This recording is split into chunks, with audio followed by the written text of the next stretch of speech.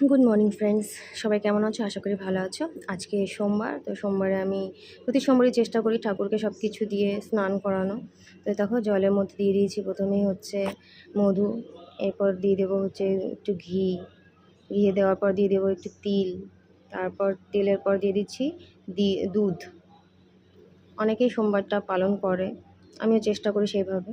দুধ দেওয়ার পর দিয়ে দিয়েছি এবার একটু গঙ্গার জল মিক্স করে এবার মহাদেবকে প্রথমে ঠান্ডা জল দিয়ে মানে পরিষ্কার নর্মাল জল দিয়ে স্নান করিয়ে নেব একটু। হ্যাঁ, পরিষ্কার করে নিতে হবে। তারপর ঠাকুরকে দেখো এবার মিক্স করা যে জলটা আছে সেই জলটা দিয়ে এবার স্নান করিয়ে নেব।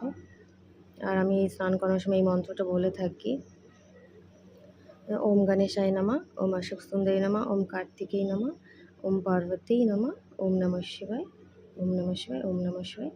এই মন্ত্রটা জপ করে আমি ঠাকুরকে স্নান করাই।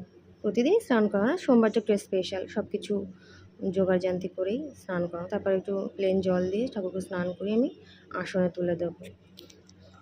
তো সামনে এবার নীল পুজো আসছে, কে কে নীল পুজোর উপোস করবে লাইক কমেন্ট করে জানিও, ঠিক আছে?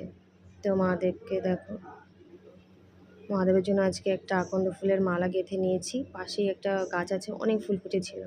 তো প্রথমে ঠাকুরকে দেখো আকন্দ ফুলের মালাটা পরিয়ে নিচ্ছি।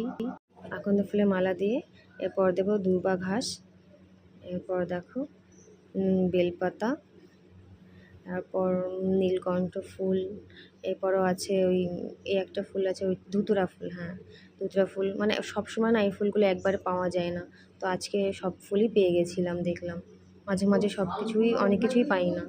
তো নাও, সবশেষে এবার ঠাকুরকে আজকে লাড্ডু দিয়ে ভোগ দিয়েছি। তো আজকে এই পর্যন্তই, মানে পুজোটা সেরে নিয়েছি। তো কার কেমন লাগলো কমেন্ট